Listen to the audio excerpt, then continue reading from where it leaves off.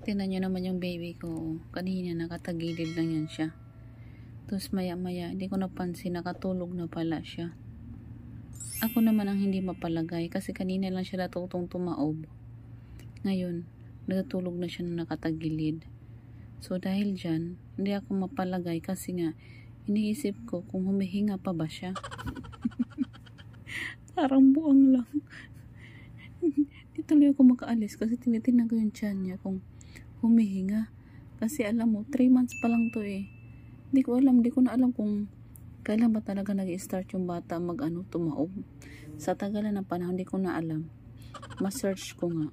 Kasi 3 months pa lang to siya. Marunong na siyang tumaob.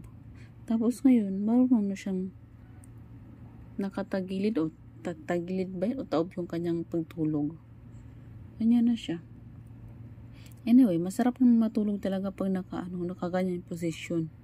Kasi kahit maingay, makakatulog ka talaga. Ako din, ganyan din ako matulog. Noon na ganyan, nakataob talaga ako. Mas komportable ako nakatulog na nakadapa. Nakataob. Paras lang ba yun? Anyway, yan lang.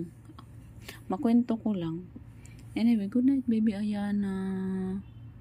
Love you.